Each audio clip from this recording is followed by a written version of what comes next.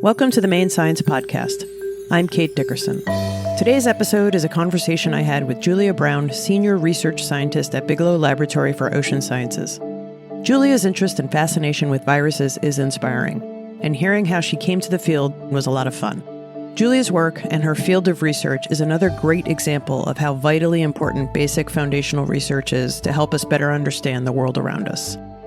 Our conversation was recorded in May 2026. I hope you enjoy it as much as I did. Julia, welcome to the Maine Science Podcast. You might be the first person I've talked to who is so deeply in love with viruses that you talk about them at every possible chance you get. I'm curious, how did you get to viruses? What's the science background that got you here? A good question. When I was an undergraduate, I'll start there maybe, because I'm a chemistry major. I did know that and I'd forgotten. Right. So I've always loved science. Math and science were just something I always glommed onto as a kid. And for my undergraduate degree, I took every introductory science course available. Had a lot of trouble deciding a major and actually chose biology and then switched to chemistry and realized that what I really liked was the intersection kind of between the two, like biochemistry and also environmental science, how biology influences chemistry and vice versa. And so I decided to major in chemistry as an undergraduate, but as I finished it, I realized that was enough chemistry for me, or at least straight chemistry. And I was looking for an area of science that sort of bridged that gap or combined environmental science, chemistry, and biology. And as a senior, I took a experiential education study off campus with Sea Semester, which is the Sea Education Association, where you do 6 weeks on shore and 6 weeks at sea. And during the first 6 weeks, you develop a science project. And I was at a place where I didn't know where I was going to apply to graduate school, but I knew I wanted to continue studying science and didn't know what I wanted to choose to study because there are so many cool options. And my professor said to me, "Did you know that there's viruses in the ocean?" Wow. And that's what I said. Yeah. I was like, "What?" And they were like, "Yes, it turns out there's 10 million viruses per milliliter of seawater." And at the time, the field was kind of opening up a little bit. It was back in 2007. So there are a lot of really interesting papers that were just exploring this fact and what it sort of meant for ocean biogeochemistry. And so I designed a research project to look at the concentration of viruses across the cruise that we were going on a sailboat, not a fancy cruise, a research cruise. And so I counted viruses and bacteria on that cruise on a sailboat, which was very challenging. There's a microscopy technique that you can use to look at viruses, but it's a very high magnification. And so when you're on a rocking sailboat, I was like adjusting the focus of the scope with the rock of the boat to get my data. Yeah, that technique I would imagine was designed on land. Yeah, did it anyway. But yeah, so designing that research project, reading up on the field, and then executing the project at sea just sort of really made me totally hooked and interested in understanding why, indeed, there were 10 to the 7 viruses per milliliter of seawater in the surface ocean. Had you ever gone out on the water for that long before? Certainly not for that long. I mean, as an undergraduate, not many people go out for sure. 6 weeks at sea was the first. Right. I guess my question is were you drawn to the ocean before that, or was this all the alignment of everything coming together of how you got to do this? I was drawn to the ocean. I grew up actually visiting Maine as a kid. My extended family has a cottage up here, and it's on the ocean. And so I did spend a lot of time as a kid on the sea, motoring around the coast up here. So it was really appealing to me to have an experiential study abroad, essentially, that was on the ocean. And it turns out oceanography is an ideal field for somebody who can't figure out what discipline they want to study because, everything is connected. If you see my 5-minute genius, I connect physics and chemistry and biology and viruses in 5 minutes.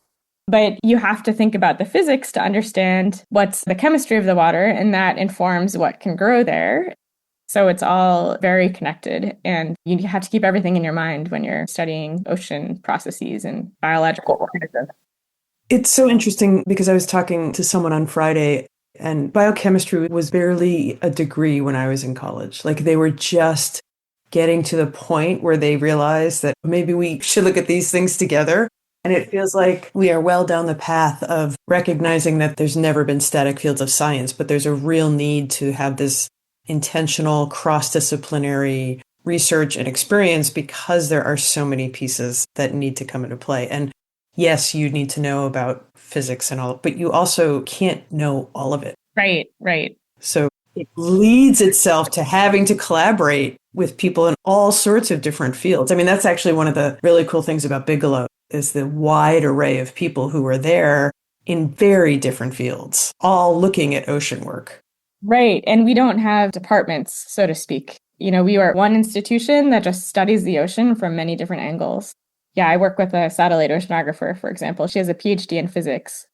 And we were able to drum up a really cool project together that is definitely interdisciplinary. And, the thing that we had in common was we both like to work, well, everybody does it now, but like work with data on very large scales. We're pulling tons of data. We have to code. We have to think about creative ways of looking at it in order to draw a larger picture of what's going on. Is that because we have the ability to generate so much data now that you have to figure out how to analyze it and look at it so that you can actually get something out of it? Because it doesn't seem like the answer would be take less data, because that is not helpful. Yeah, everything is moved a little bit into data science and computer science more because in so many different disciplines, we're able to collect and keep so much data in one place. Like, for example, the satellite that we're working with in this project is a new satellite. It's called PACE. It replaces older satellites that studied like maybe 10 different wavelengths of light, and you could figure out what was going on in the ocean with just those wavelengths. So now the satellites are hyperspectral. And so you can pick up the full spectrum of color of light that's coming out of the ocean is revealing to the satellites, I should say.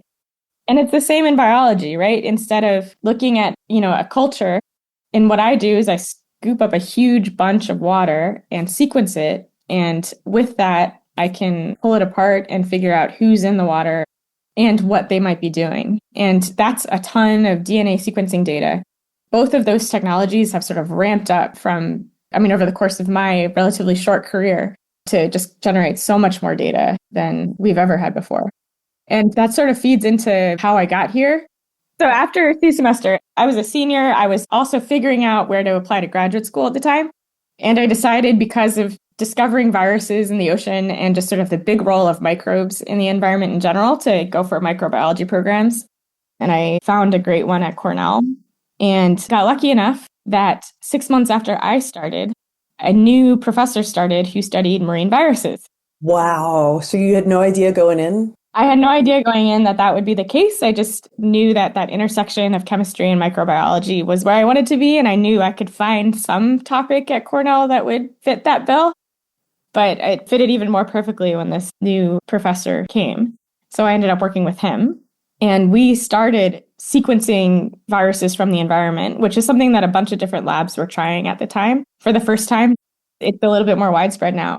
And we were analyzing this data using Excel spreadsheets to start, which is kind of embarrassing to say at the time. And so there were some common things that the field was discovering about using that tool, like gene names would be converted into dates if it was convenient for it, et cetera. And so it was a big problem. Yeah, we wrote a couple papers using these Excel analyses. But towards the end of my degree, I was like very sick of Excel and spreadsheets in general, and very convinced that the field was going in a big data direction and that I needed to learn to code. And I needed to learn how to handle that type of data in order to be able to really pursue the questions that were going to be the important ones in the field. And so I did a couple of R workshops and taught myself how to code in R so that I could finish my dissertation. And R is specifically for data analysis, right? It's a statistical language, yeah. You can do a lot with it, but yeah, it's more statistical. And then from there, I went into a systems and computational biology postdoc to get even better at figuring out how to handle data through coding languages. So this is so interesting, right? Because that path is a really great example of you've lined up with the intersection of like recognition, overhaul, like we need to merge these different fields together. But then you use a postdoc to get a whole new set of skill sets that align with what you already have. It's so easy to think about, you got your PhD, what more could you possibly learn? And then so much more, right? Yeah. It seems like every single person I talk to who has any connection with biology is dealing in one form or another with genomics or big science or both. And that's it. That's what the whole field has become. And it makes sense because all the tools have caught up to it. But it can't possibly be what you were thinking about when you were first collecting viruses on that initial cruise. No, not at all. The progress of my research too went from, as an undergraduate, I was doing counts, right? I was really taking concentration measurements of cells and viral particles, and then realizing that you can only know so much from that. And you really got to crack them open and look at their DNA to see who they are and whom they might be infecting and what they're doing. And then you realize, oh my gosh, there's so many different ones out there. In order to be able to look at them at a larger scale, we need to scale up our data collection and our data analysis. Yeah, and I have a feeling that's the experience of so many different biology fields. Yeah, we're all going through the same growing pains. So do you have a specific type of virus you're looking at, or are you still in the we just need to know because there's so many out there? I think I'm in both places. It depends on the project. I have a soft spot for phages, which are viruses of bacteria and archaea. I find them really interesting, and those are most of the viruses that you see that are in the ocean are infecting that lowest rung of the food web, I guess you could say. They're really where the rubber hits the road in terms of understanding how viruses are impacting nutrient cycling in the ocean. Phages are what I sort of focus on, a way of exchanging genes and contributing to different microbial activity in a number of different ways. They kill microbes, but they might also integrate into the microbial genome and protect those microbes from other viral infections. They also can hold genes that can influence how the host interacts with the environment during infection, like changing the way that a photosynthetic cell uses photosynthetic proteins, for example. So they're just really cool and fascinating, and we're always discovering new ways in which they're impacting their hosts. But that said, I also have projects that are just looking to expand our knowledge of the diversity of, say, RNA viruses in oxygen minimum zones, which is partially what my 5-minute Genius talk was about. And that is more of this project is important to some degree because we just don't know anything about their role in that particular ecosystem. And so in order to start, we have to go find them and see what types of viruses are there. How do you figure out the impact the viruses are having if you're just able to take a sample from one depth and then have to pull it out from the ocean to actually do all the analysis? There's many layers of study that needs to go into this.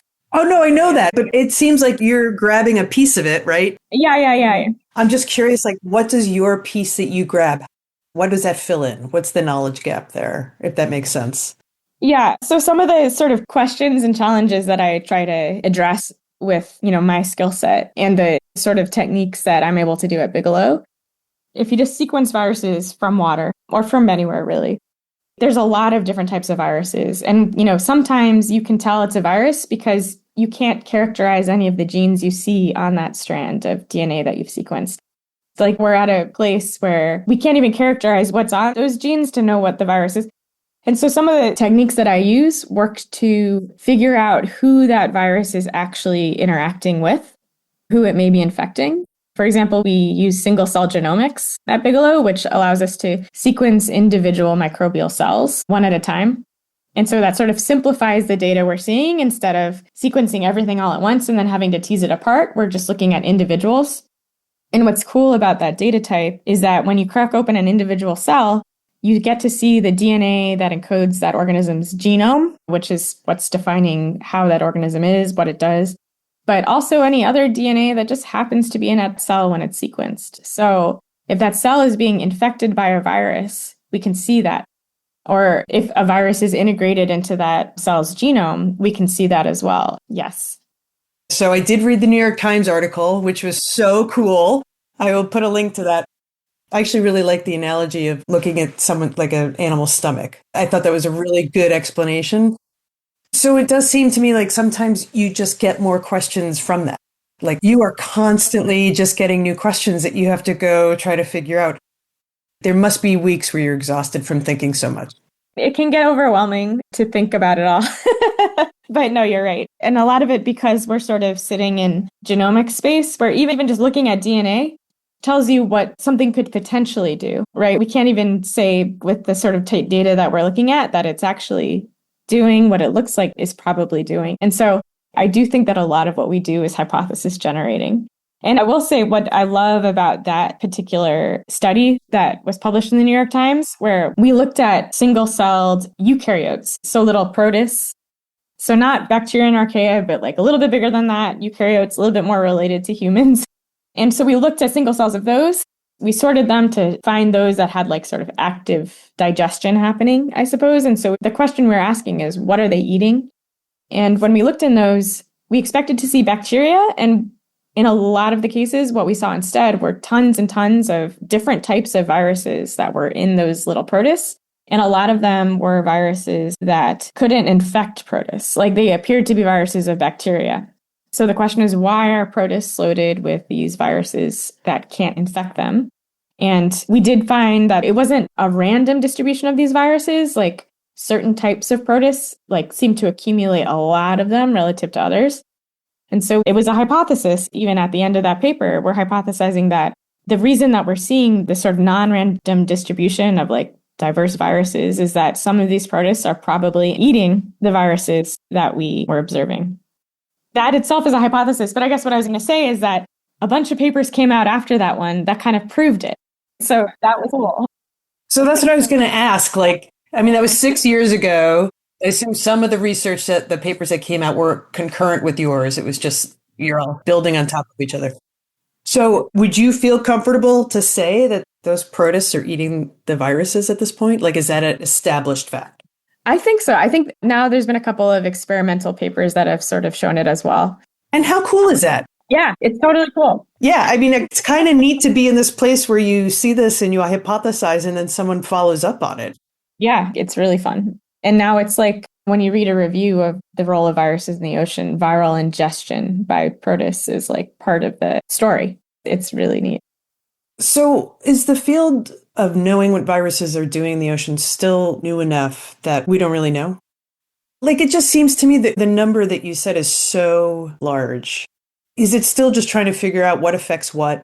And if those viruses disappear, then what's going to happen to the ocean? Like, is it that granular at this point? There's still a lot to be discovered, yes.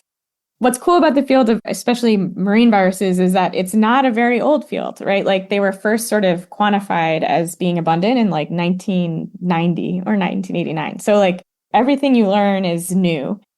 Like a big area is to sort of understand how viruses influence carbon cycling.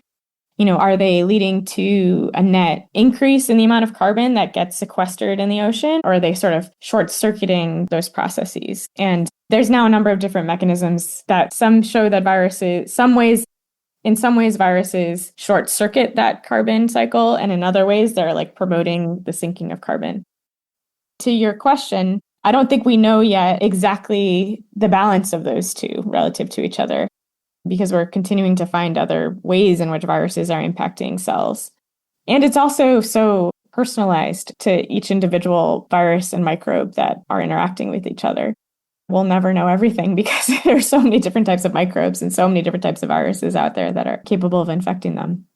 Well, I mean, that's the part that's both exciting and truly completely overwhelming to think about, is how much there is to figure out and how many variables are at play with each piece of it. Walk us through really quickly what a research cruise looks like. Because I think by using the word cruise, people think they might know what it is, but we don't. So I think this would actually be really helpful because I know what your cruises look like. I remember years ago when Kevin spoke, like his cruise, I was like, oh, I would not call that a cruise, but you guys go right ahead.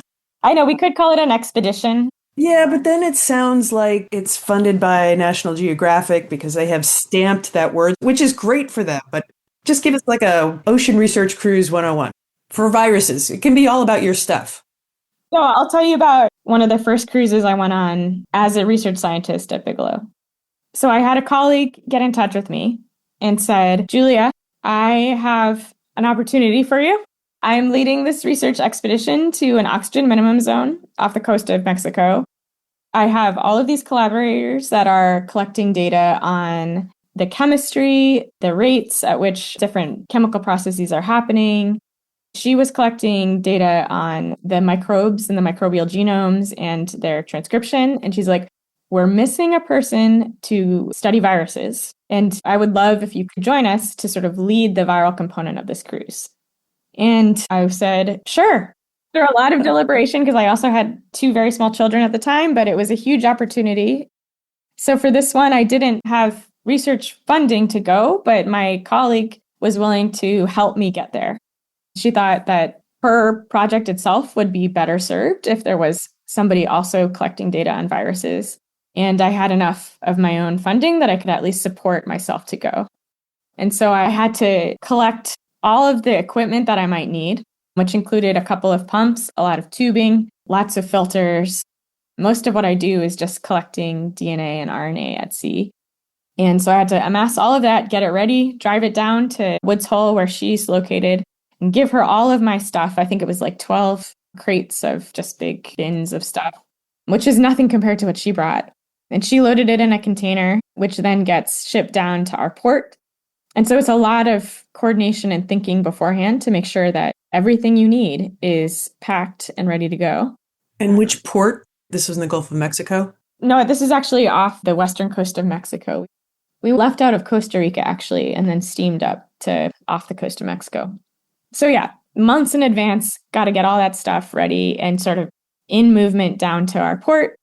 And this particular cruise, I was a team of 1, which was pretty rough, but I did it. So I flew down to the port. Actually, she was the only person on the entire boat that I knew. And I made it to this like little spot on a dock in Costa Rica where we were supposed to meet this like local ferry boat that would take us to our ship that was anchored off the coast. And then you just get on this local boat and get schlepped over to the ship. So we were on the Atlantis. It's a U.S. vessel. It's funded by the National Science Foundation, the University National Oceanographic Laboratory System, UNOLS. So we get to the Atlantis, you get onboarded. It was during COVID, so we got COVID tested and locked in our rooms until those came back negative. And then the cruise commences. And so for me, the nature of this cruise was we were deploying these like robotic instruments that were doing experiments in the water. To do that, we had to be on site for like 2 weeks. So we'd go to a spot in the ocean and park there for 2 straight weeks, which was great for me and my science because to collect virus samples, it takes about 10 hours per sample. And so I was able to collect a lot of samples. I was good. So I sampled not the entire water column, but a good like 10 depths in this oxygen minimum zone. That's really cool, actually, to have that opportunity to do that much sampling in one spot. I would imagine that that's usually really hard. Yeah, I mean, for the type of sample that I need to collect a lot of water to get enough material to be able to sequence these viruses. And usually on these research cruises, it's often that you want to hit a lot of stations. And so you don't stay long at any given station. And so you got to like really pick and choose the sample that you collect at each site. But for me, I was able to like really deeply sample the viruses at each of these stations because we sat on them for so long. A typical day for me would be I ask them to give me water as early as possible in the morning because it takes so long to process the samples and I'm not very good at staying up late. I'd get up at like 4:30 in the morning, prep all my equipment, get my water by 5:30, 6 o'clock, and then just start filtering and then have it, ideally done by dinner time. I think my first sample on that cruise started at 4 p.m. And because it was the first one that I was processing, there were a lot of hiccups along the way. And I think I stayed up until 7 a.m. the next morning. It was tough. But the other thing about being on these research expeditions is that it's a big opportunity, right? You are out there at sea to get whatever it is you can get. And so you take whatever schedule that you're given and you work as hard as you can to get as much data or samples as you can while you're out there. And that's why a team of 1 is so much harder, right? Because you have to do all of it. Exactly. I was doing it all. And yeah, I went on another cruise with the same collaborator and really the same team of scientists. And on the second one, I brought 2 other people with me, which made a really big difference. So I'm curious, how many researchers and how many crew people to support the research cruise? It's usually about, I'd say like 25 and 25 is probably a good approximation of how many people are out there. 25 researchers. That always includes a lot of students, which is always really fun, like graduate students and other interns. Because you had the opportunity to do so many different depths, How much difference were there in the viruses that you sampled? Like, was it noticeable or was it the same? Well, I actually haven't completely looked at the sequencing data for that cruise yet. So I don't know from the sequencing side. Well, I'm sure they look different. The big difference is going to be from the photic and oxygenated water. These are oxygen minimum zones. And what that means is that the surface is oxygenated, and then at some point the oxygen drops to effectively zero. I did viral and microbial counts, just like my C semester days, and could see very clearly that there's a big difference in the number of viruses and bacteria present in those different parts of the water. And we have sequenced the microbial populations as well and can say that those look very different from each other. So wait, let me get this straight. You love the viruses and you did the microbe. Well, let's remember, this was a cruise of opportunity where I had no money. Totally fair. I was like, oh, I mean, it must just be sitting there like, I want to know what's there, right? Yeah, it's since been, we got an NSF grant to look at these samples as of about 6 months ago. And so we're in process of getting it all sequenced currently. So we will have a bigger, better answer soon. So for your research for the next year, 2 years, 5 years, are you thinking kind of more of the same? Like, I mean, I know it's project by project and I know that's how Bigelow works, but do you want to just keep figuring out the different pockets, or is there like a specific area you really want to focus on? For example, the oxygen low zones or climate change or carbon cycle? Like, is there anything in particular you want to dive into? I think the scientific topics are going to vary. It's going to move with opportunity, I'm going to say. Like, where can we find opportunity to fund the science and get it going? But like, I think the fundamentals of what I'm interested in are sort of that understanding that phage-host interaction and figuring out ways to sort of disentangle and clarify what any virus that you find in an environment is doing, particularly who they're infecting. We're at a place where it's like we can find a virus, but we don't know who it infects. And so continuing to develop those techniques and further the technology that will allow us to make those connections, and then use those techniques to like answer larger questions about ecology and diversity in different environments in the ocean. Okay, I totally did not realize, because you said it's 1989, 1990 before we even started thinking about this, right? Is a who they affect almost always these small microscopic animals, or does it also get into the larger ones that people might see on a regular basis? The ones that we're mostly finding in the ocean are going to infect the microscopic organisms. I mean, not just bacteria and archaea, but also phytoplankton and to some, and, the protists and protozoa and sort of small eukaryotes. And that's really just a numbers game. Like, those are the organisms that are most abundant. And so the viruses that are going to be there are going to be those ones in particular. Not to say that we wouldn't find fish viruses or dolphin or whale viruses in our data, but we're not necessarily looking for them because we don't expect to see them and don't see them. So are the viruses that affect the single-celled critters the same size as the ones that would affect the fish? Yeah, they're the same. A lot of them are. I mean, viruses, they themselves, like there are viruses that infect bacteria that are 10,000 base pairs or less, 2,000 base pairs, and some of them that are like 1 million base pairs or almost 1 million.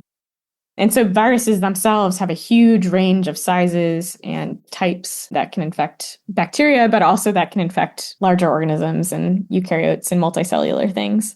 And then the other thing is, unlike everything that's living, so to speak, they don't necessarily have to have a DNA-based genome. And there's viruses that have RNA-based genomes as well. How do you even know what to look for then? Like, do you just do both? Well, you can focus on one or the other. You kind of have to have a targeted approach. You can't look for everything all the time. This is exhausting, like in all the good ways, but this is an exhausting way to think about it. Do you think one of those is cooler than the other? Like chemically? I don't know a lot about RNA viruses yet. We're just digging into them in our group. I mean, RNA as a molecule is really fascinating, right? Like it can be catalytic in some cases, and it's obviously can hold genetic information and carry forward. Yeah, I mean, it's just a lot there to explore. Yeah, and the viruses have been evolving since life has begun. And so they harbor a ton of genetic diversity and tricks to persist and survive, once again, so to speak, that it's tip of the iceberg of what we know about them so far. So before I let you go, it occurred to me while we were talking that I've talked to a few different folks from Bigelow. I don't know that I've ever asked anyone to explain how it works at a research organization that's interdisciplinary, that does not have departments, nor does it have students. Like, you're not a degree granting institution. You are there for research. So if you don't mind, just a quick overview of like, how does it work for your lab and for the organization? Because you can't rely on this parade of undergraduates, for better or for worse, or graduate students to always be there to get some things done.